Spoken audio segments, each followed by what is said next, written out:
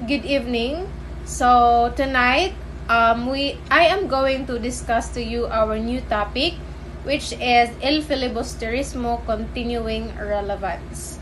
So in the previous lesson, they had already discussed the content of El Filibusterismo, but in this topic, we are only going to focus the significance or the relevance of this novel, which is El Filibusterismo.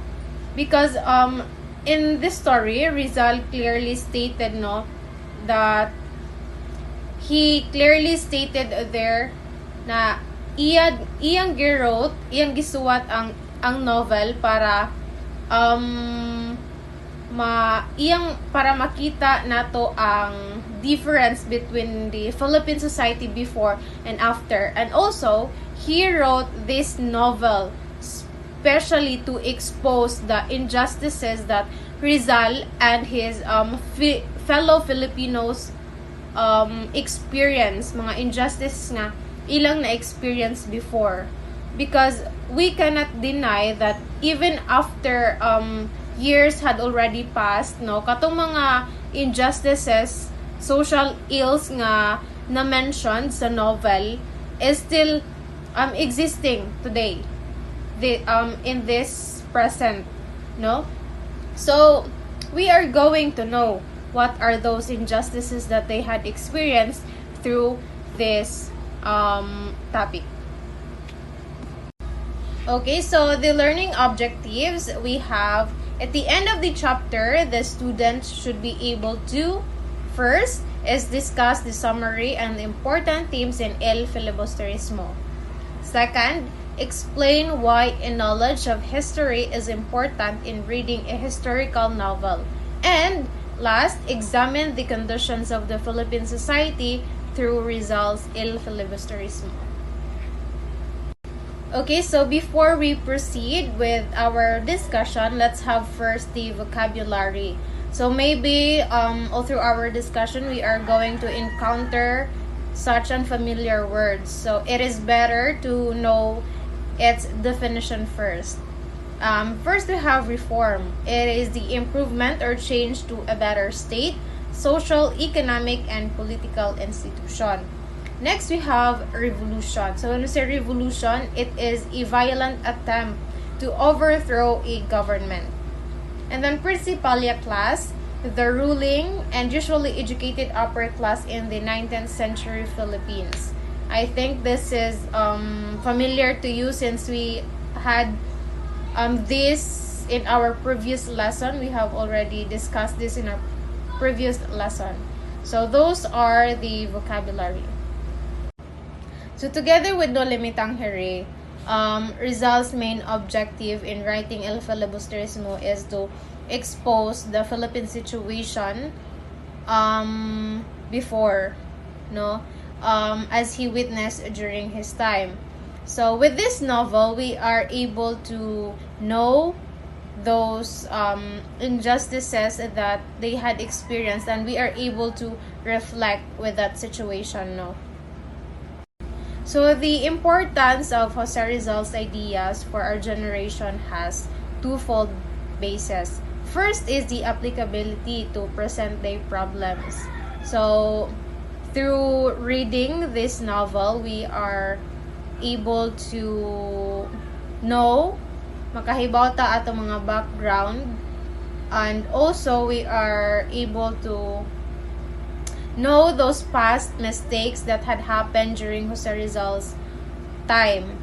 And of course, since nakahibaw man ta ato nga mga past mistakes, there is a big possibility that we can avoid doing it again in this present, in this time. Okay? And then the second is their inspirational value. Okay? So also, through reading this novel, reading Jose Rizal's novel, daghan didtong mga values nga makuha nato. Either bad man or good, especially the good value.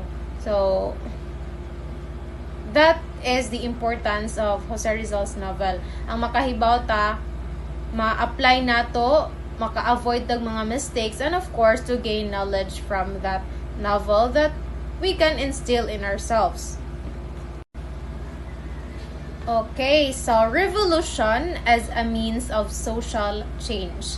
So in the novel, Simon is the filibustero who encourages the principalia class to abuse the poor so that the latter would be driven to revolt against the government. His character may be interpreted as someone who represents the Filipino revolutionaries that supported the idea of a bloody revolution against the Spanish colonial government. Pero, because of Simon's death, uban readers ilang gi-conclude nga si Simon is against anang mga pag-aalsa or anang revolution against si Ja. Na misinterpret sa mga readers. Simon's failed uprisings in the narrative were interpreted as results abhorrence of violence and bloodshed. So since ang sa story, Simon is kanang namatay lagi and then ni-failed si Ja. So ang pagtuo sa mga readers, gisuwat to ni Rizal para makita nga against si Ja anang violence og mga bloodshed. But they failed to see that Rizal, together with other reformists like Marcelo H. del Pilar, regarded reform and assimilation as first step towards Philippines independent. So, mao to ang kuan, nasayop sila think nga ang ila man gi-think is against si kuan sa Rizal atong mga bloodshed of violence, pero ang tinuod jud ila nang first step para makakuan og independence ang Philippines. So, sa iyang gisuwat, na siya gisuwat nga letter kay Blumentritt, June 19, 1887. So, iyang gisuwat dito, I assure you that I have no desire to take part in the conspiracies which seem to me very premature and risky. So, iyang gi-clear dito nga, wala dun siya kagustuhan nga muapilan ng mga ing-ana kay para sa iya premature ng mga pag-aalsa ing-ana pag against ana, premature siya nga step. But if the government drives us to the brink, that is to say when no other hope remains but seek our destruction in war, when the Filipinos would prefer to die rather than endure their misery any longer, then I will also become a partisan of violent means. So maoto, wala siya'y desire nga mo apel. Pero, if magsige kuan daw gihapon ang government, i-push sila hantod-hantod, of course, tao man gihapon gud si Rizal, mahutdan siyang pasensya, so, wala na sila'y hope, ay wala sila'y laing choice, but, to do it.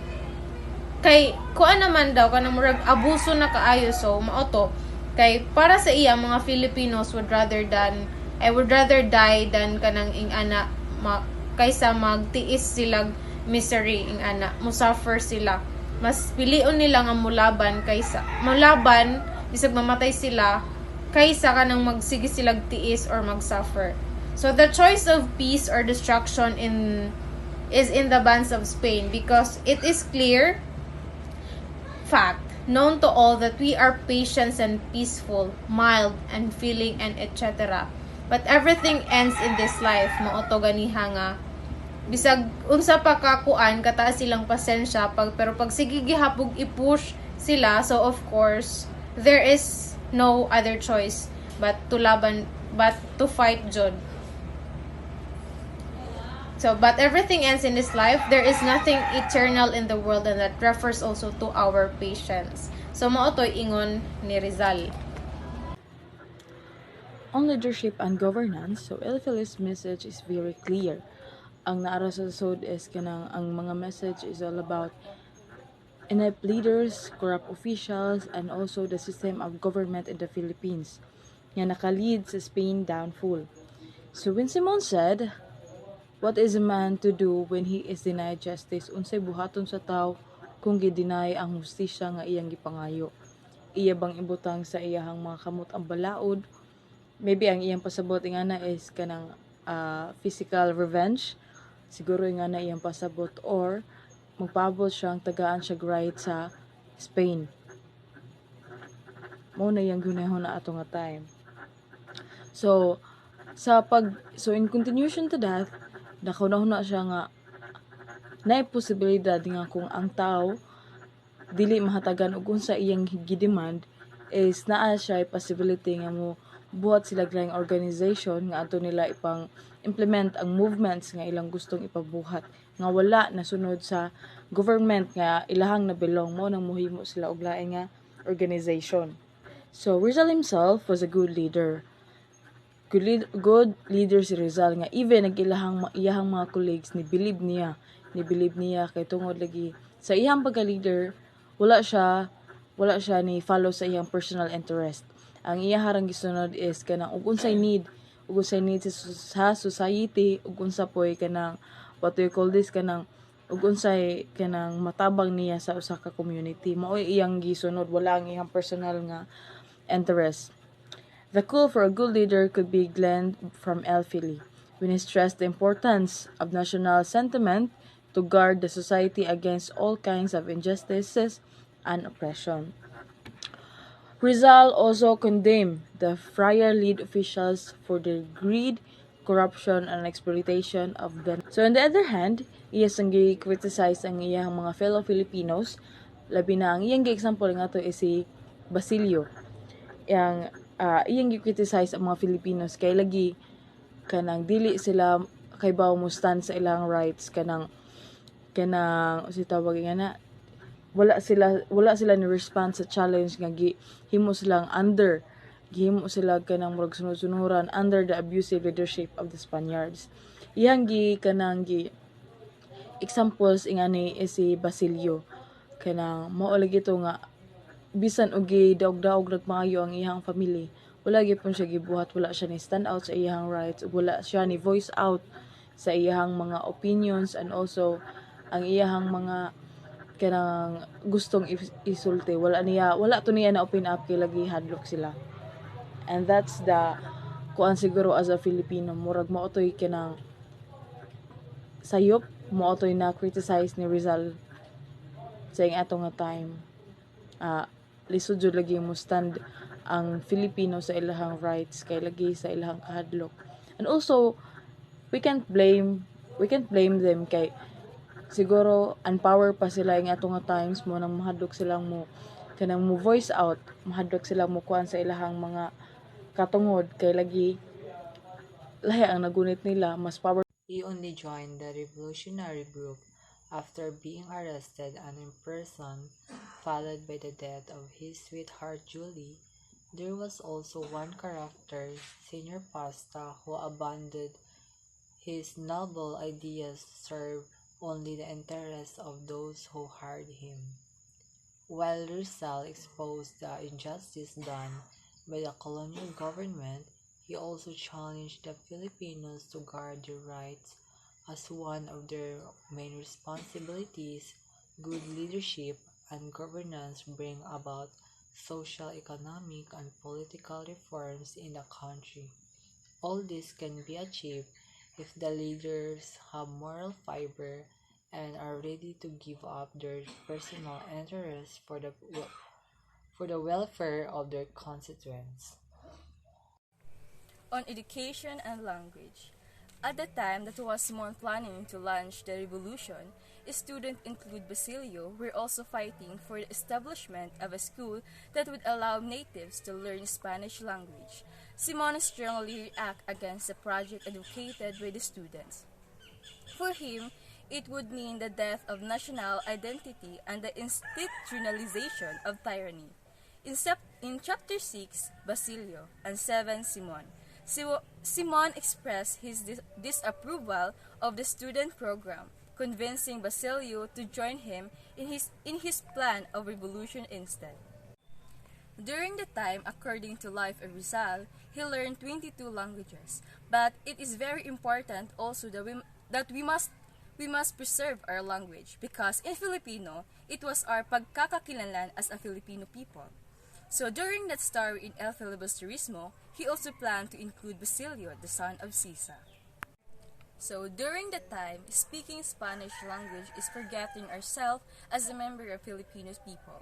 Also, the manifestation of Spanish that expecting the Spanish language would be the primary language during the time of colonization.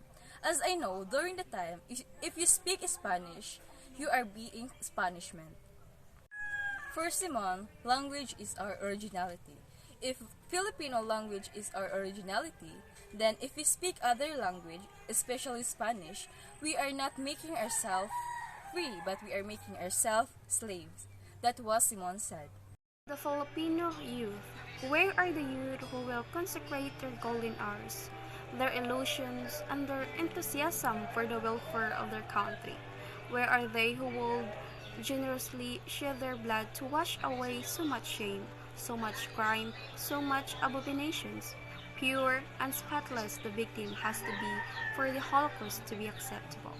Where are you, youth who will incarnate in yourselves the vigor of life? It has fled from our veins, the purity of ideas that have been soiled in our minds, and the fire of enthusiasm that has been extinguished in our hearts. We wait for you, O youth, come, for we await you. As what Dr. Jose Rizal stated, he expressed his so much appreciations towards the Filipino youth. He really do believe that everyone has a power, and that power is a hope, and hope that will bring a positive change towards its nations. That is why Dr. Jose Rizal emphasized that instead of revolting, he ignite everyone, the youth, that education is very important. Such words of Jose Rizal's through the character of Padre Florentino, a patriotic Filipino press in El Feli. Rizal saw the youth as the futures of the country because these generations will one day lead the nations. Their actions today will shape the path of tomorrow. Rizal stressed the important role of the youth in challenging the government as seen in the efforts of students like Basilio and Isagani to organize themselves and unite to call for reforms. For Simon, it was a way of embracing the Hispanizations of the country. On the other hand, it could also be seen as Rizal's way of showing what the youth could do if they wanted reforms from the government. So that is why we should always think thankful of Jose Rizal's writings, because it will help us to be aware of the past events and what are the mistakes that we need to avoid, and what are the positive that we need to use for the futures of everyone. That's all. Thank you.